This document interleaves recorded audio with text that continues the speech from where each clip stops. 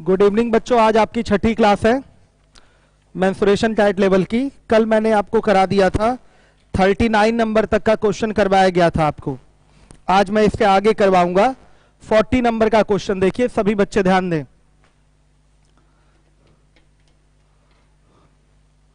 40 number का question देखिएगा। 36 metre लंबाई गुणे 16 मीटर चौड़ाई के हॉल की अंदर की 4 दीवारों पर प्लास्टर करने में 2880 रुपए लगते हैं।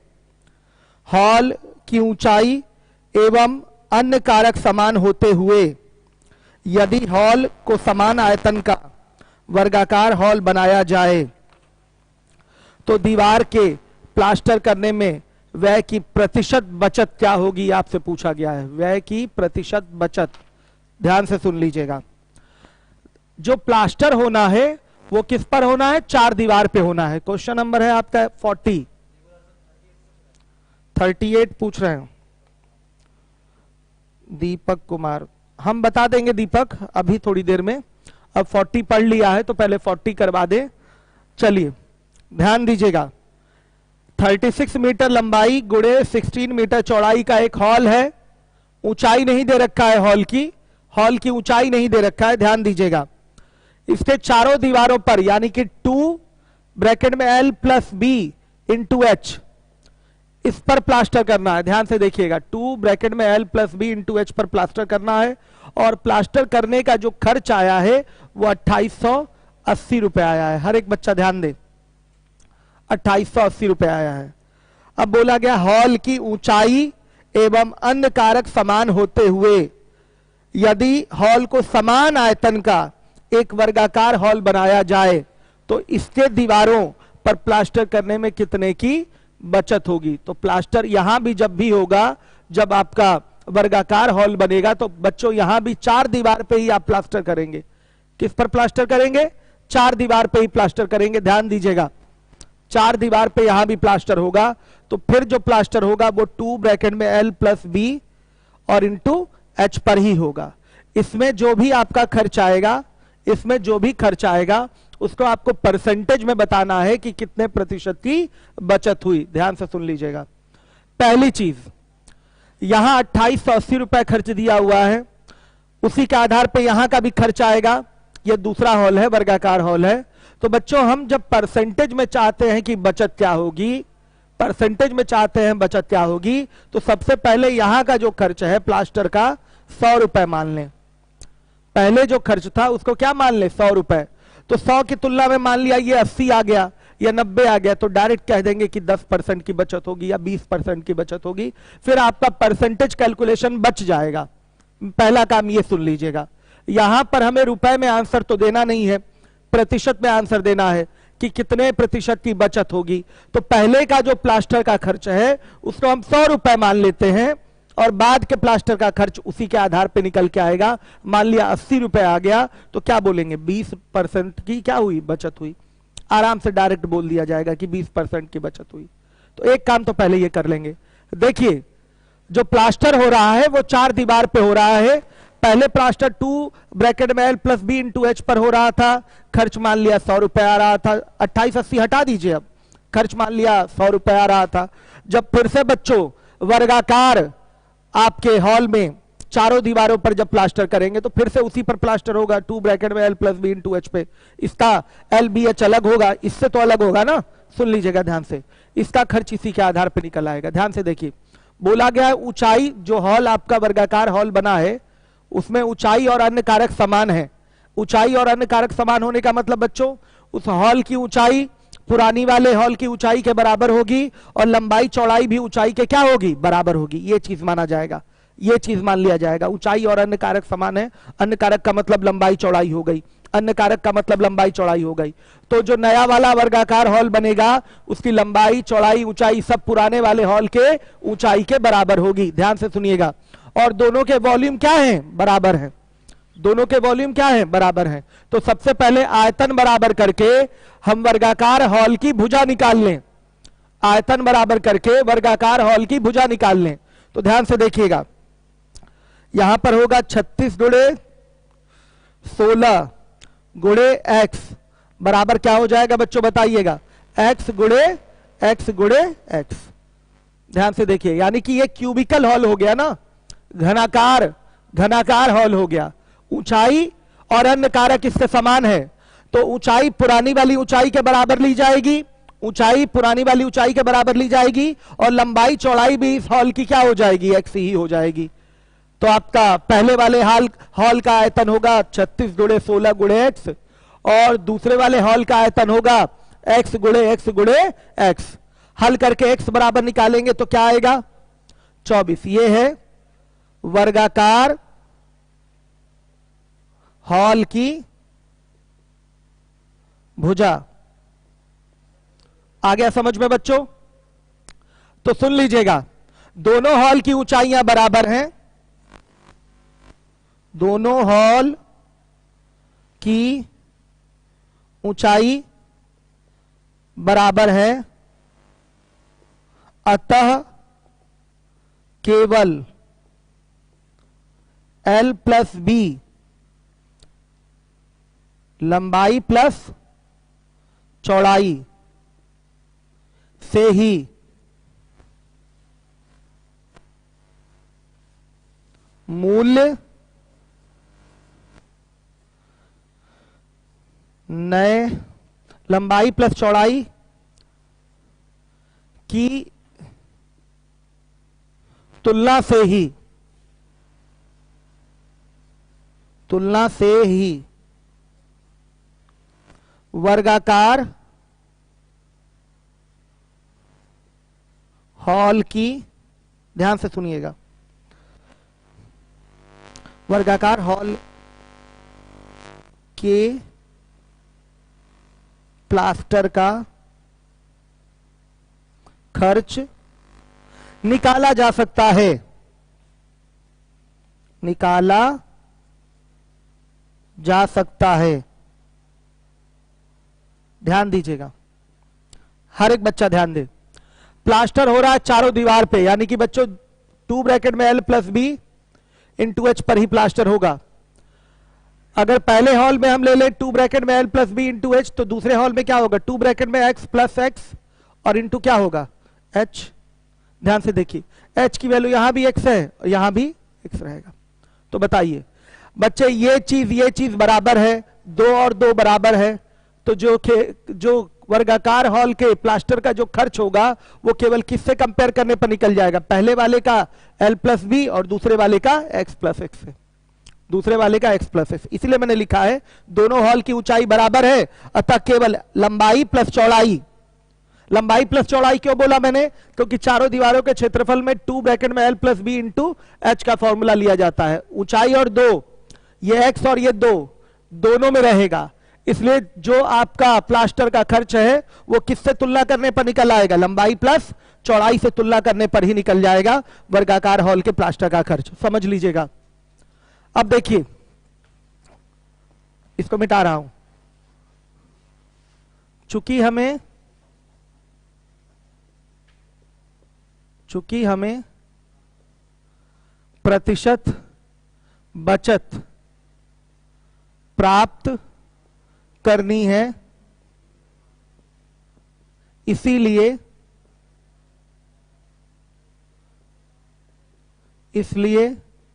हम पहले हॉल का खर्च 100 रुपए मान लेंगे। सुनिए, पहले का लंबाई चौड़ाई का योग बताइए, 36 प्लस 16 यानी कि 52 मीटर, या 52 मीटर का खर्च जो आएगा बच्चों बोल दीजिए कितना, 52 किसके बराबर, खर्च बोलिए 100 रुपए के। ध्यान दीजिए, 36 16 52 आया, 52 किसके बराबर 100 रुपए के। तो बच्चों 24 प्लस 24, जो वर्गाकार हॉल है उसकी जो बीमा होगी वो 24 होगी, लंबाई चौड़ाई ऊंचाई सब बराबर 24 24 24, तो 24 24 मतलब बच्चों 48, 48 किसके बराबर 100 बटा 52 गुणे 48, कितना आ रहा है, कितना आ रहा है 92.30। अब सीधे बच्चों बचत प्रतिशत निकल जाएगा। देखिएगा, पुराने हॉल का खर्च 100 रुपए आ रहा है, तो नए हॉल का खर्च जो आ रहा है वो 92.30 रुपए आ रहा है।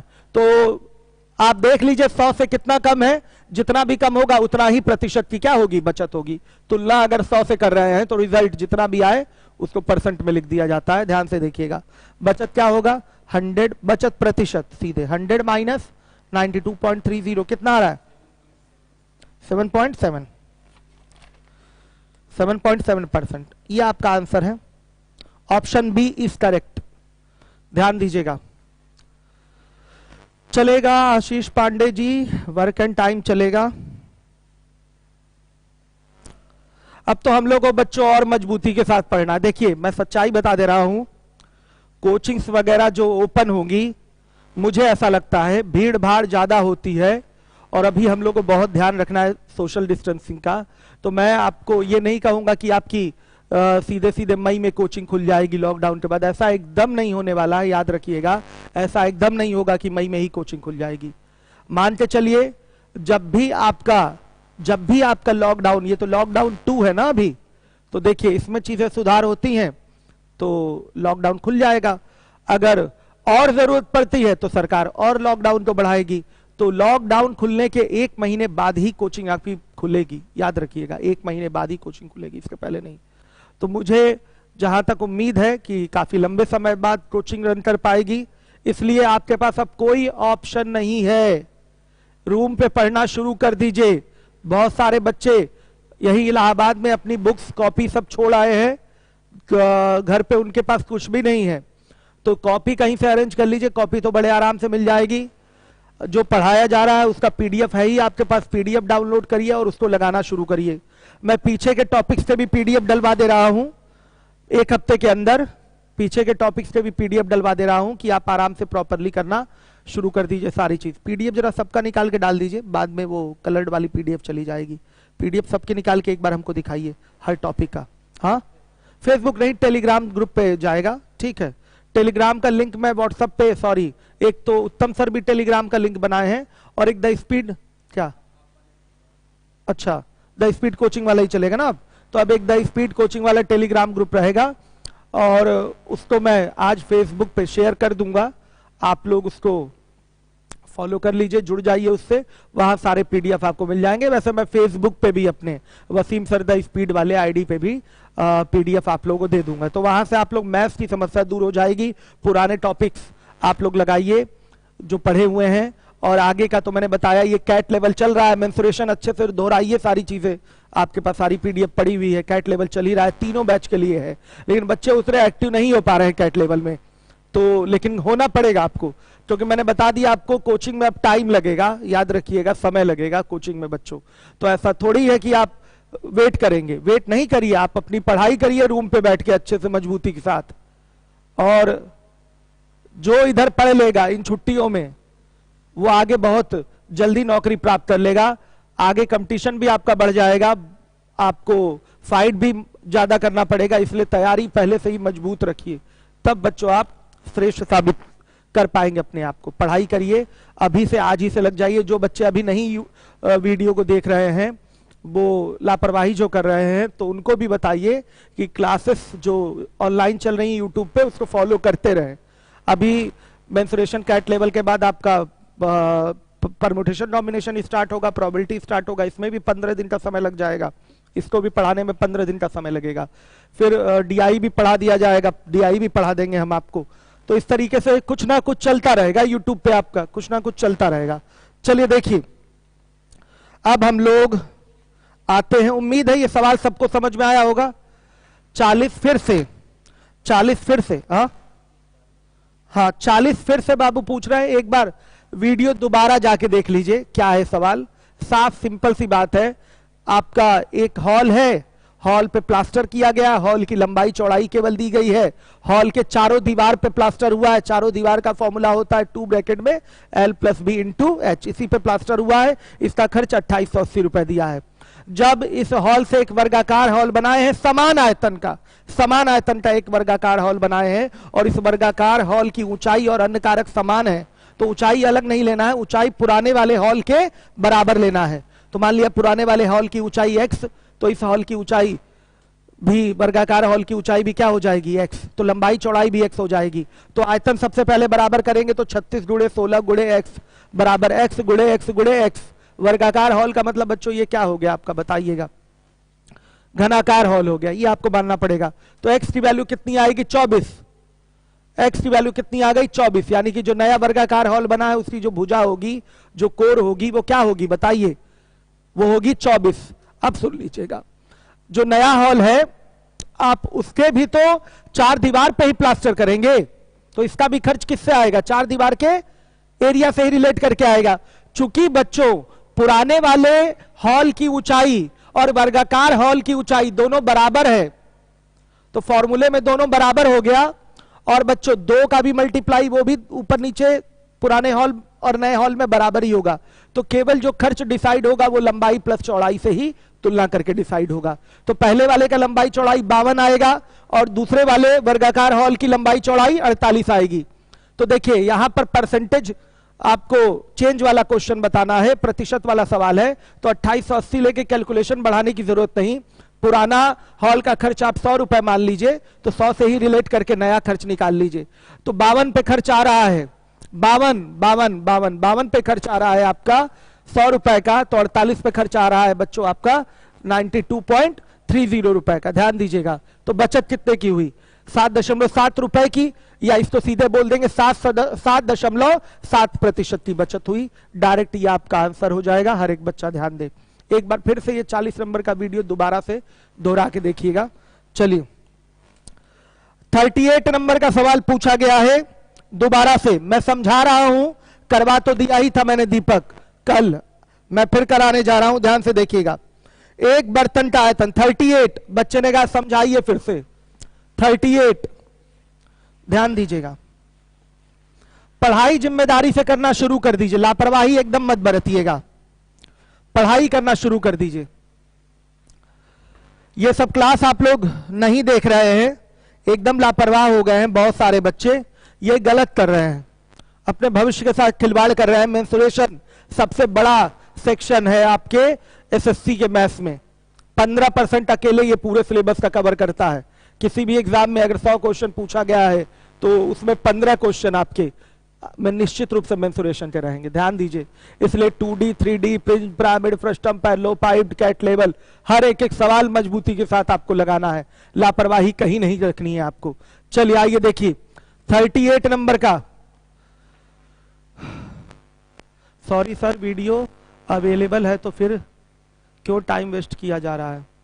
शिवदत्त, मतलब शिवदत्त आप ये कहना चाहते हैं बच्चे ने दोबारा पूछा है तो ना समझाया जाए, इसलिए बता दिया जाता है बाबू कि क्लास की फीलिंग आ जाए। बार बार मैं ये कहूंगा ना कि वीडियो देख लीजिएगा, वीडियो देख लीजिएगा, तो बच्चे कहेंगे लाइव क्लास का क्या मतलब, जब हम इनसे डायरेक्ट पूछ रहे हैं और ये प्रॉब्लम हमें बता ही नहीं रहे हैं। तो शिवदत्त कोई बड़ी बात नहीं है बाबू, देखिए वैसे भी छुट्टियां चल रही हैं, जो पढ़ लें वो आपके लिए प्लस ही है, माइनस तो कुछ है नहीं, और एक बार दोबारा कॉन्सेप्ट देख लेंगे तो रिवाइज ही हो जाएगा आपका। तो शिवदत्त ऐसी कोई समस्या नहीं, इस बात को आपके एडमिट नहीं किया जाएगा। आपकी एक बात मैंने मानी थी, एक बात ये मानी थी, आपने कहा था सर ये जो लीवोलन वाला आप पहले बताते हैं उसको क्लास के बाद बताया करिए, तो ये मैंने मान लिया। और जब भी कुछ लीवोलन वाला बताना होता है एडमिशन वगैरह कैसे होगा तो क्लास के अंत में ही मैं बताता हूं, तो जो सही चीजें हैं आपकी वो मानी जाएंगी, और ये चीज सही नहीं है। अगर कोई बच्चा पूछ रहा है तो ठीक है पूछ ले, उसको लगेगा ना कि नहीं सर लाइव है सामने, हमारे कहने से तुरंत सर ने बताया, तो एक कॉन्सेंट्रेशन उसका और क्लास में बनता है कि नहीं इसी समय क्लास चल रही है, हम क्लास में ही बैठे हुए हैं, बच्चे को ये फीलिंग आती है। तो ये एहसास कराने के लिए कि आप क्लास में ही बैठे हुए हैं, इसलिए मैं क्वेश्चन करा रहा हूं, ध्यान से देखिएगा। और हल्का होता तो कह देता मैं कि वीडियो देख लीजिए, एक बार मैं खुद का कॉन्सेप्ट इसका समझा देता हूं, ध्यान से देखिएगा।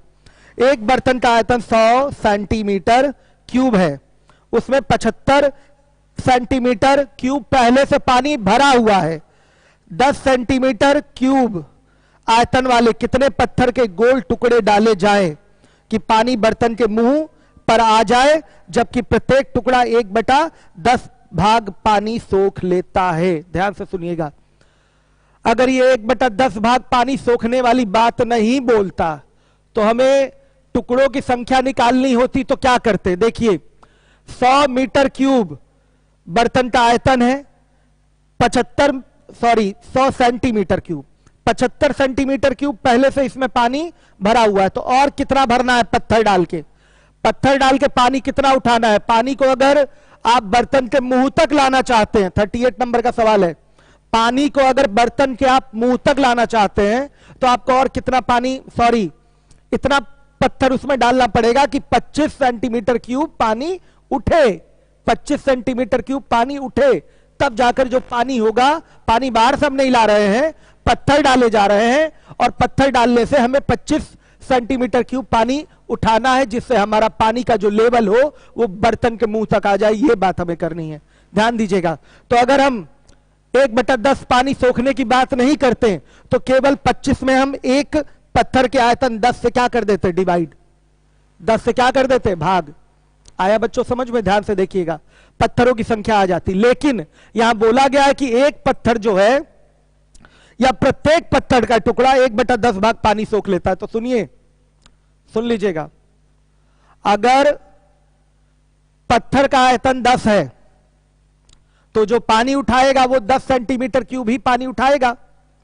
लेकिन अगर ये पानी सोख रहा है, 1/10 पानी क्या कर ले रहा है, सोख ले रहा है, तो कितना पानी बच्चों वो नहीं उठा पाएगा, 1 सेंटीमीटर क्यूब पानी नहीं उठा पाएगा। सहमत है कि नहीं? सुनिए, 10 सेंटीमीटर क्यूब पत्थर का आयतन है, अगर ये पानी नहीं सोखता तो एक पत्थर डालने से कितना पानी ऊपर उठता, 10 सेंटीमीटर क्यूब पानी उठता। जितने आयतन का पत्थर डालते हैं उतना ही आयतन पानी ऊपर उठता है। आप सीएल में पीछे सीख चुके हैं, ये बात सीखे हैं कि नहीं, सीख चुके हैं। तो एक पत्थर का आयतन 10 सेंटीमीटर क्यूब है, अगर ये सोखने उखने वाली बात हटा दी जाए तो एक पत्थर डालने से 10 सेंटीमीटर क्यूब पानी ऊपर उठेगा। लेकिन आपके क्वेश्चन में दिया गया है कि ये प्रत्येक पत्थर जो है 1/10 सेंटीमीटर क्यूब पानी सोख लेता है, यानी कि 10 का 1/10 कितना आएगा, 1, यानी कि एक पत्थर 1 सेंटीमीटर क्यूब पानी सोख लेता है। तो ये बताइए उस पत्थर के डालने से, 10 सेंटीमीटर क्यूब वाले पत्थर के डालने से पानी ऊपर कितना उठेगा, वो तो बताइए हमें। केवल 9 सेंटीमीटर क्यूब पानी उठेगा। कितना उठेगा पानी, केवल और केवल 9 सेंटीमीटर क्यूब पानी उठेगा बाबू, ध्यान दीजिएगा। 10 सेंटीमीटर क्यूब का पत्थर है, ये 1/10 अपने आयतन का 1/10 सेंटीमीटर क्यूब पानी सोख ले रहा है। तो ये बताइए, सोखने की बात नहीं होती तो 10 सेंटीमीटर क्यूब आयतन है तो उसके डालने से 10 सेंटीमीटर क्यूब पानी ऊपर उठ जाता। लेकिन ये सोख रहा है, अपने आयतन का 1/10 सेंटीमीटर क्यूब पानी सोख रहा है, यानी कि 1 सेंटीमीटर क्यूब ये पानी सोखेगा। तो पानी कितना उठेगा, एक पत्थर डालने से पानी केवल 9 सेंटीमीटर क्यूब उठेगा कि नहीं, बताइए। 1 सेंटीमीटर क्यूब तो ये पानी सोख ही ले रहा है। तो 10 सेंटीमीटर क्यूब वाले पत्थर के डालने से, 10 सेंटीमीटर क्यूब आयतन वाले पत्थर के डालने से केवल पानी का लेवल कितना उठेगा, 9 सेंटीमीटर क्यूब पानी का लेवल उठेगा बच्चों। इसीलिए इसका जो वर्क है वो 10 का ना लेकर क्या होगा बच्चों, 9/10 का होगा।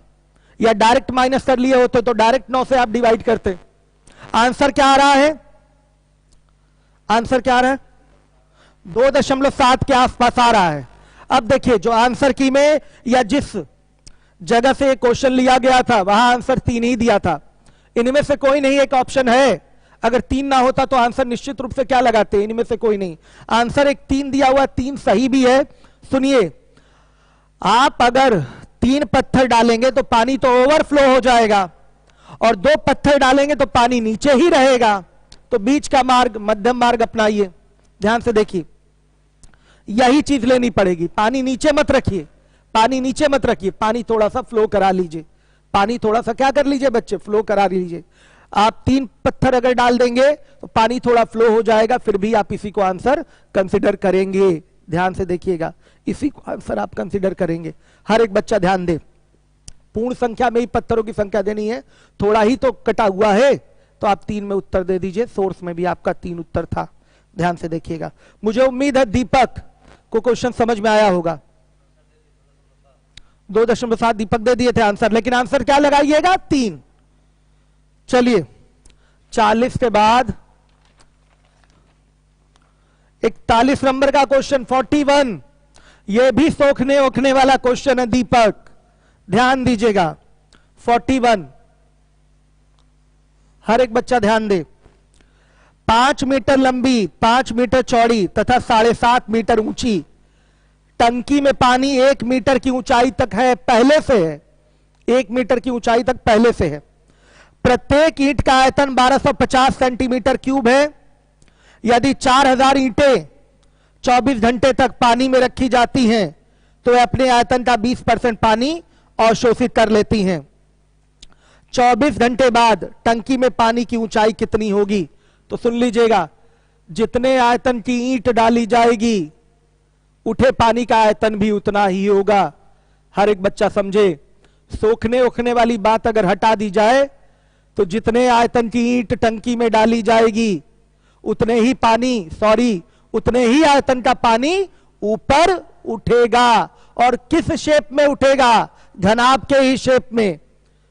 उस पानी की, उठे पानी की लंबाई भी वही होगी जो टंकी की लंबाई है, उसकी चौड़ाई भी वही होगी जो टंकी की चौड़ाई है, और ऊंचाई को मानना पड़ेगा h। टंकी की ऊंचाई मत ले लीजिएगा, टंकी की ऊंचाई से यहां कोई मतलब नहीं है, ध्यान दीजिएगा, टंकी की ऊंचाई से यहां अभी कोई मतलब नहीं है।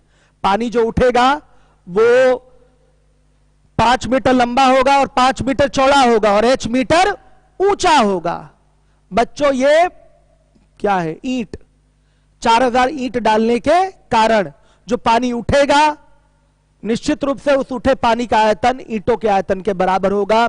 अगर हम सोखने की, अवशोषित करने की बात ना करें तब समझिए बात को, डाले गए ईंटों का आयतन बराबर उठे पानी का आयतन, ये कॉन्सेप्ट होता है। हर एक बच्चा इस चीज को समझता है। ध्यान से देखिए, हर एक बच्चा ध्यान दे। 41 उठे पानी का आयतन बराबर क्या होगा बच्चों? 4000 गुणे 1 ईंट का आयतन। ये कब होता?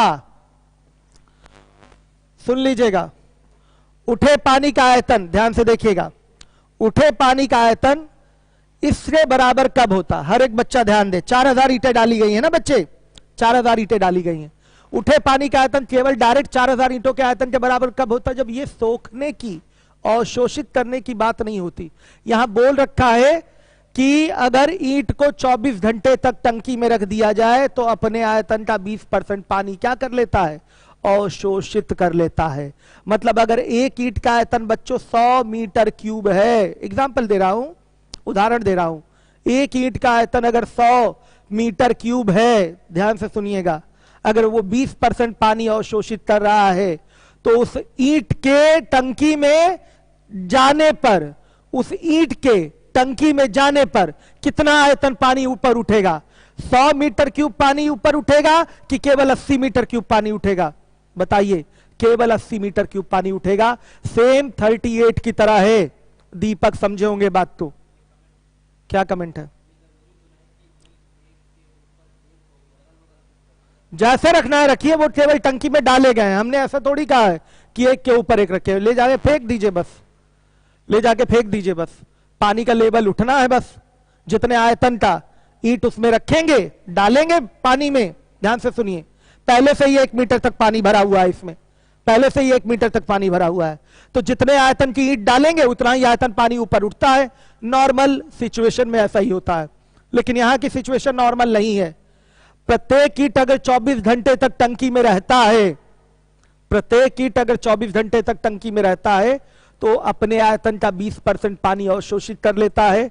तो बच्चों इसका मतलब क्या है?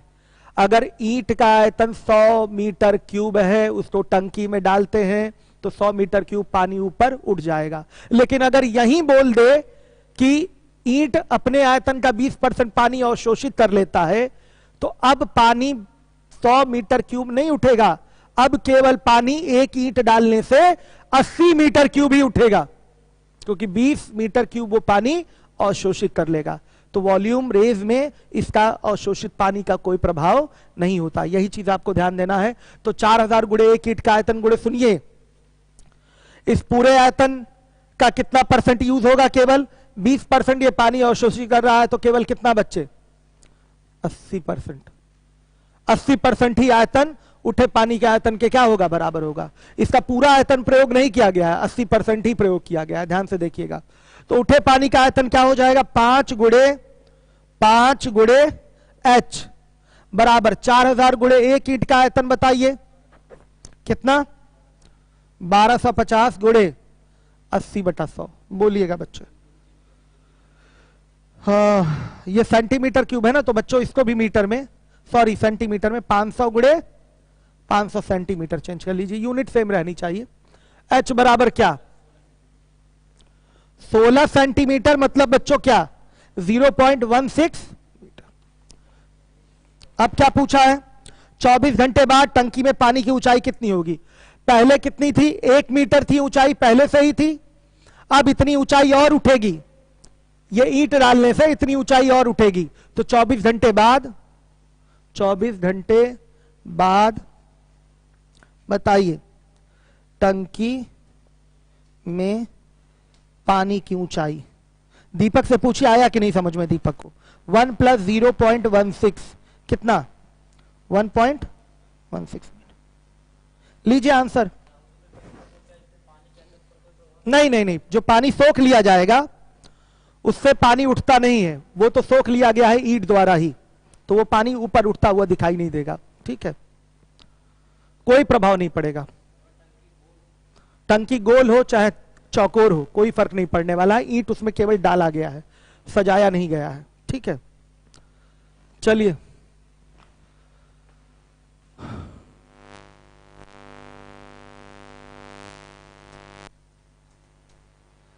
अंकित उपाध्याय, यूपीएसआई का नया बैच स्टार्ट होगा। राहुल सर द्वारा यूपीएसआई का नया बैच स्टार्ट होगा। पहले यूपीएसआई का वो सैटरडे से पेपर सॉल्व कराना स्टार्ट करेंगे।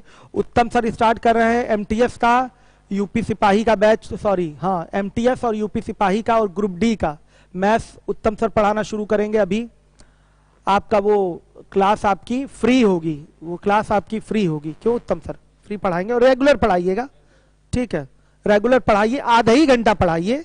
ठीक है, लेकिन रेगुलर 45 मिनट की ही क्लास लीजिए, लेकिन रेगुलर लीजिए जिससे बच्चों की कंटिन्यूटी बनी रहे। तो सिपाही वाले बच्चों को भी आप लोग सूचित कर दीजिएगा। आप लोग तो सिपाही वाले नहीं होंगे, जो इस बैच में बैठा है वो सिपाही वाला कहीं दूर दूर तक नहीं होगा। तो ये अलग बात है कि हमारे बहुत सारे बच्चे सेलेक्ट हो गए हैं, और इतनी कम उम्र में बच्चों अगर आप सिपाही बन गए तो इतनी कम उम्र में आपने बेरोजगारी का काला धब्बा अपने दामन से छुड़ा लिया, तो बहुत बड़ी बात है। वेरी गुड, बहुत अच्छा काम है। बाकी आपको और अभी सिपाही तक ही नहीं रुकना है। बहुत सारे बच्चे हैं जो सेलेक्ट हो गए हैं, तो सिपाही तक ही नहीं रुकना है। अब कंधे पे लगाइए स्टार। तो जो सिपाही में सेलेक्ट है अब वो एसएससी की तैयारी छोड़े, वो लग जाए केवल यूपीएसआई में, और यूपीएसआई के थ्रू कंधे पे लगाइए स्टार। चलिए ध्यान से देखिए।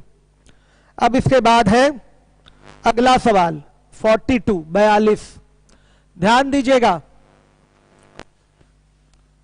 और बाबू अंकित उपाध्याय, जब आप हमसे मैथ्स पढ़ ही रहे हैं, शायद इंडिविजुअल में भी आप होंगे, तो यूपीएसआई की क्लास करने की कोई जरूरत नहीं। जो भी बच्चा एसएससी की कोचिंग कर रहा है यूपीएसआई करके करेगा क्या। 42 देखिए, एक 100 मीटर लंबा 50 मीटर चौड़ा आयताकार मैदान, चारों ओर से 2 मीटर ऊंची दीवार नींव के जो ऊपर बनी है। सुन लीजिए, एक 100 मीटर लंबा 50 मीटर चौड़ा आयताकार मैदान के चारों ओर 2 मीटर ऊंची दीवार नींव के ऊपर बनानी है। सॉरी, देखिए ये नींव हो गया इसका,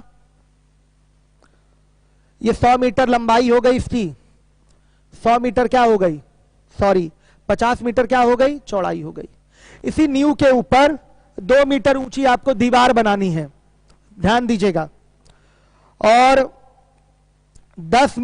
25 सेंटीमीटर लंबी, 10 सेंटीमीटर मोटी और 12 सेंटीमीटर चौड़ी ईंट का प्रयोग किया गया है दीवार बनाने में। दीवार 12 सेंटीमीटर मोटी है, ध्यान से देखिएगा, दीवार 12 सेंटीमीटर मोटी है। तो दीवार बनाने में लगी कुल ईंट कितनी होगी आपसे पूछा गया है। सुन लीजिए, दीवार अगर आप देखें कभी भी, केवल एक दीवार कहीं देख के आइएगा, तो वो घनाभकार होगी। कैसी होगी, घनाभकार। दीवार की एक लंबाई होती है, एक चौड़ाई होती है, और एक क्या होती है, ऊंचाई होती है। ध्यान से सुन लीजिएगा। इस क्वेश्चन को करने का सबसे आसान तरीका क्या है, इसी बाउंड्री पे आपको 2 मीटर ऊंची दीवार खड़ी करनी है। इसी बाउंड्री पे 2 मीटर ऊंची दीवार खड़ी करनी है। तो अगर बच्चों बाउंड्री को पूरा खोल दिया जाए तो बाउंड्री इस तरीके की हो जाएगी, 100 मीटर, 50 मीटर, 100 मीटर और ये 50 मीटर। आएगा कि नहीं?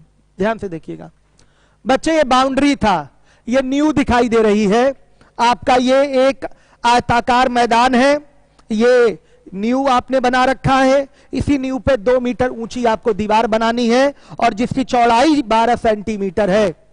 दीवार की चौड़ाई क्या है? 12 सेंटीमीटर है। हर एक बच्चा ध्यान दे, इसी पे एक आपको 2 मीटर, सुन लीजिएगा, इसी पर आपको एक 2 मीटर ऊंची दीवार बनानी है जिसकी मोटाई 12 सेंटीमीटर है। इस दीवार को बनाने में कितनी ईंट लगेगी, ईंटों की संख्या बतानी है।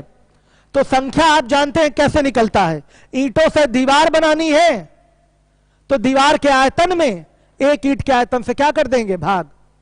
दीवार के आयतन में एक ईंट के आयतन से भाग कर देंगे, ईंटों की संख्या आ जाएगी। सुनिए, जब दीवार इस तरीके से बनाएंगे चारों ओर से तो बच्चों ये एक खोखला घनाभ का रूप ले लेगा। उसको करने में आपको टेक्निकल प्रॉब्लम होगी, करने का कर ही लेंगे, लेकिन मैथ्स पढ़ने का मतलब आसानी से समझ के एक बार लगा ले तो ज्यादा अच्छा है। तो बच्चों इसके लिए हम क्या करेंगे, इमेजिन करिए कोई 4 दीवारी आपने बना रखी है, 4 दीवारी को जब तोड़ देंगे तो एक दीवार का पार्ट 100 मीटर की लंबाई पे बनेगा, एक 50 मीटर की लंबाई पर बनेगा, एक 100 मीटर की लंबाई पर बनेगा और एक 50 मीटर की लंबाई पर बनेगा। इसी को खोल दिया तो बच्चों क्या दीवार यहां से यहां तक इतना लंबा नहीं होगा? ये कुल कितना हो गया? 300 मीटर लंबा दीवार नहीं हो गया? बता दीजिए। हम कह सकते हैं कि 4 दीवारी तैयार करनी है आपको, तो अगर इसको पूरा नापा जाए इस 4 दीवारी की लंबाई तो हम कह सकते हैं 300 मीटर लंबी दीवार है। 300 मीटर लंबी क्या है? दीवार है। ध्यान से देखिएगा, दीवार की लंबाई इसके परिमाप से आ जाएगी। दीवार की लंबाई किससे आ जाएगी? इसके परिमाप से आ जाएगी। हर एक बच्चा ध्यान दे। और दीवार होता है घनाभकार, ये देखिए दीवार होता है घनाभकार, ये देखिए बन गई दीवार। यही दीवार है, 300 मीटर इसकी क्या हो गई? पूरी लंबाई हो गई। ध्यान से देखिएगा, 12 सेंटीमीटर इसकी क्या हो गई? चौड़ाई हो गई। और 2 मीटर इस दीवार की क्या हो गई? ऊंचाई हो गई। इसी चीज को बच्चों मैंने खोल दिया है, हर एक बच्चा समझे। आपको आयताकार मैदान में एक 4 दीवारी तैयार करनी है, 100 मीटर लंबाई, 50 मीटर चौड़ाई और 2 मीटर ऊंचाई पर इस तरीके से आपको दीवार बनाना है। 50 मीटर लंबाई 100 मीटर लंबाई 50 मीटर चौड़ाई बोल रखा है, यह आयताकार मैदान है। इसी पर दीवार बनानी है जो कि कितनी ऊंचाई की है? 2 मीटर ऊंचाई की है। तो दीवार को बनाने में लगे ईंटों की संख्या बतानी है। ईंट का भी डायमेंशन दे रखा है, लंबाई चौड़ाई ऊंचाई। संख्या कैसे निकलती है? दीवार के आयतन में एक ईंट के आयतन से क्या कर देते हैं? भाग। तो बच्चों यहां पर हम कोई रास्ते वास्ते वाला क्षेत्रफल नहीं लगाने जा रहे हैं।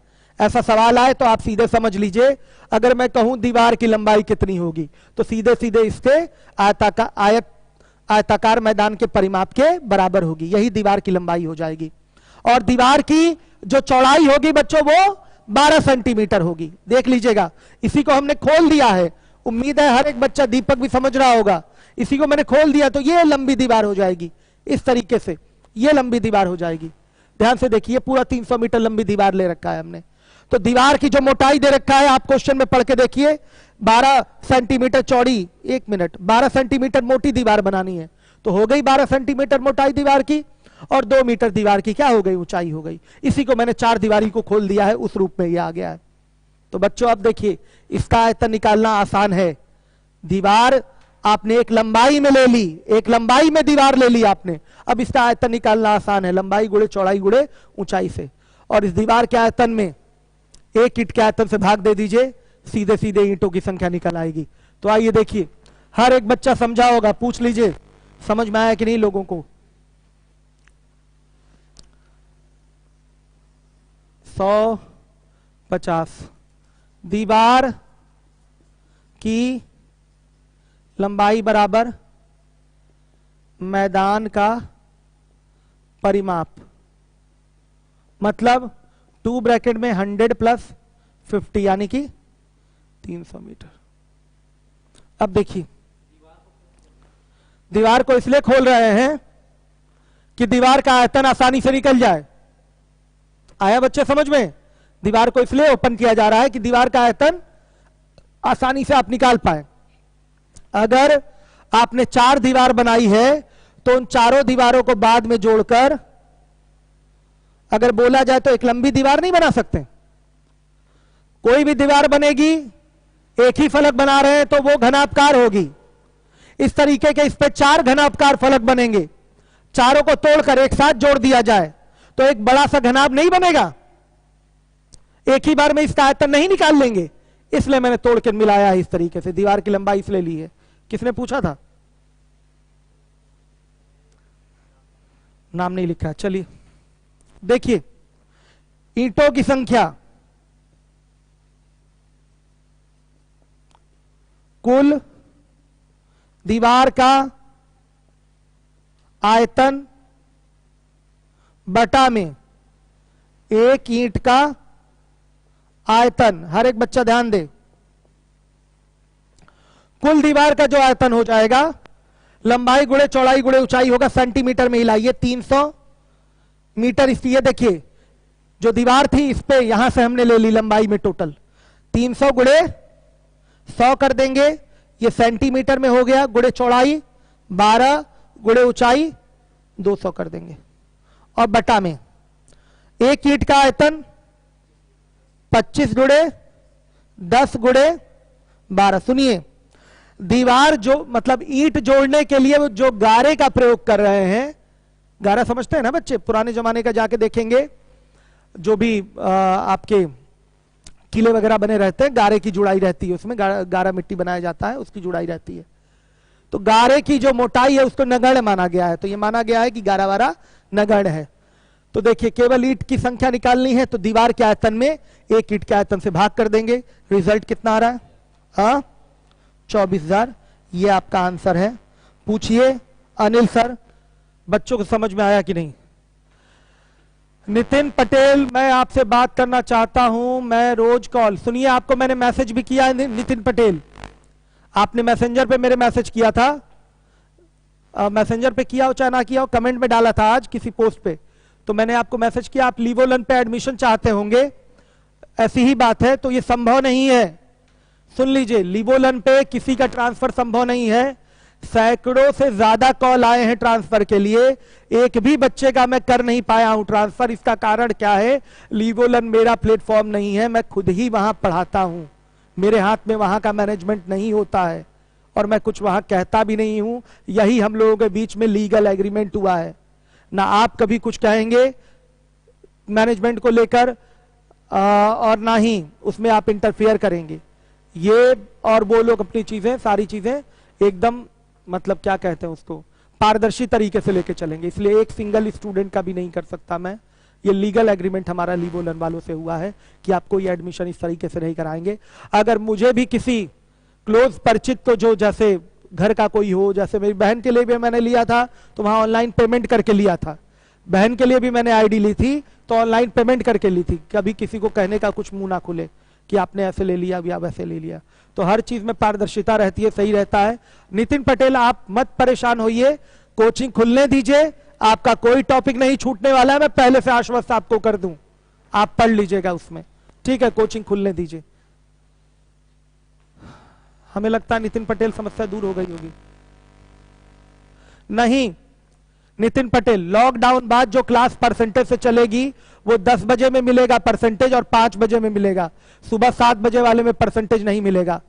अब जैसे मैंने रेशियो पढ़ा दिया, कैट लेवल पढ़ा दिया, और फिर उसके बाद वर्क एंड टाइम पढ़ा दिया, प्रोबेबिलिटी परमुटेशन कॉम्बिनेशन पढ़ा देंगे, उसके बाद भी कुछ टॉपिक्स और पढ़ा देंगे, डीआई पढ़ा देंगे। तो कोई बच्चा आके कहे सर फिर से वहीं से पढ़ाइए, तो संभव नहीं है, संभव ये चीज नहीं है। ध्यान दीजिएगा, आपका सुबह 7 बजे वाला बैच है, चाहे आप 10 बजे वाले में बैठ के पढ़ लीजिए, चाहे आप 5 बजे वाले में बैठ के पढ़ लीजिएगा, या सुबह किसी फाउंडेशन बैच में परसेंटेज चलता रहेगा तो उसमें बैठ के पढ़ लीजिएगा। 7 बजे ही पढ़ना है तो जितनी सुविधा हम दे सकते थे दे पा रहे हैं। नहीं कर पाएंगे नितिन पटेल लॉकडाउन के बाद। मैंने आपको बोला मैं 10 बजे आपको परसेंटेज दे दूंगा, 5 बजे दे दूंगा, सुन लीजिएगा, 10 बजे दे दूंगा, 5 बजे दे दूंगा, और अगर आपको परेशानी हो रही है टाइमिंग में, तो किसी फाउंडेशन बैच में आपका परसेंटेज चलता रहेगा, वहां से सीएल कवर करा के मैं एक्सपर्ट लगवा के आपका अलग से बैठा के पीएस कंप्लीट करवा दूंगा। इतनी सुविधा मैं दे पाऊंगा। अब रोइए मत। नहीं, स्पीड टाइम डिस्टेंस भी आपके यूट्यूब पे नहीं पढ़ाया जाएगा। स्पीड टाइम डिस्टेंस भी यूट्यूब पे नहीं पढ़ाया जाएगा। जो टॉपिक चल रहा है यूट्यूब पे मैंने बता रखा है आपको क्या क्या चलेगा यूट्यूब पे। मेंसुरेशन 3D पढ़ाया मैंने, कैट लेवल पढ़ा रहा हूं तीनों बैच के लिए, 8:30 बजे के लिए, आपका 11:30 बजे के लिए, और फिर उसके बाद आपका 6:30 बजे के लिए। इसके पहले प्रिंस पिरामिड फ्रस्टम पैलोपाइड भी मैंने पढ़ाया है।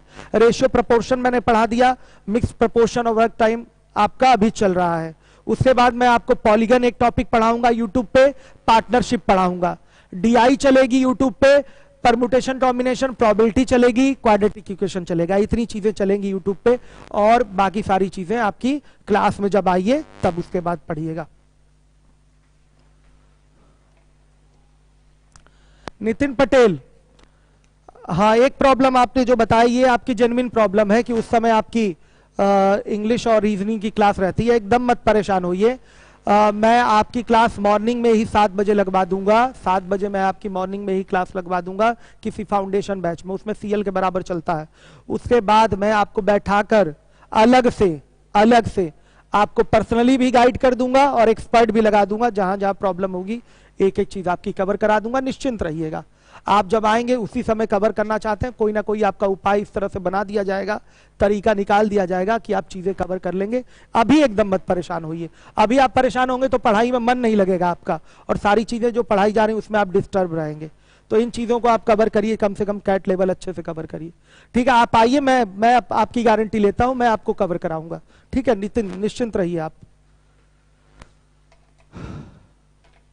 चलिए बच्चों, अब आज के लिए इतना ही रखते हैं। आज कल मिलते हैं। पहले पीछे के सवाल अच्छे से दोहराइए आप लोग, और जितना अभी मैंने 42-47 तक पीछे तक क्वेश्चन जो आपका है कैट लेवल वाला, उसको अच्छे से दोहरा लीजिए। सारे क्वेश्चन आने लगे, उसके बाद कल उसके आगे मैं कराऊंगा। आज कहां तक कराया मैंने? केवल 42 तक। ठीक, ज्यादा क्वेश्चन नहीं करवाए, कोई बात नहीं। आप लोग पीछे का भी रिवीजन करिए और ये जो सवाल समझाया है उसको भी रिवाइज करिए। चलिए मिलते हैं 7 बजे। 7 बजे मैं टेस्ट पेपर सॉल्व करवाऊंगा रेशियो प्रपोर्शन का। 7 बजे टेस्ट पेपर सॉल्व कराऊंगा। और जो बच्चे अभी तक मेरी क्लास यूट्यूब वाली नहीं कर पाए, मैंने आप ही लोगों के लिए एक भी वीडियो डिलीट नहीं कराया है। सारे वीडियो पड़े हुए हैं, चाहे वो रेशियो प्रपोर्शन हो, चाहे वर्क एंड टाइम के हो, चाहे प्रिंस पिरामिड फ्रस्टम पैरेललोपाइड हो। तो जो बच्चा अभी तक नहीं पढ़ पाया है, अब पढ़ने के अलावा आपके पास कोई दूसरा ऑप्शन नहीं है।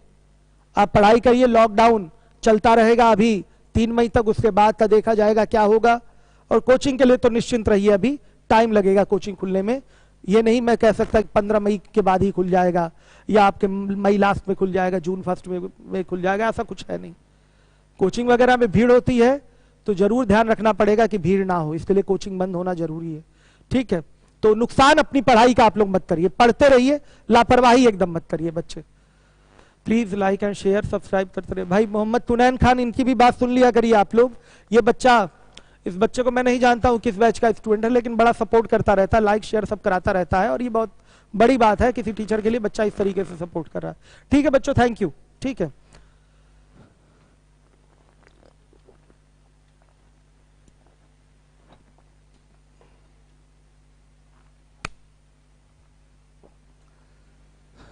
नितिन पटेल, आप पढ़ाई की वजह से घर नहीं गए?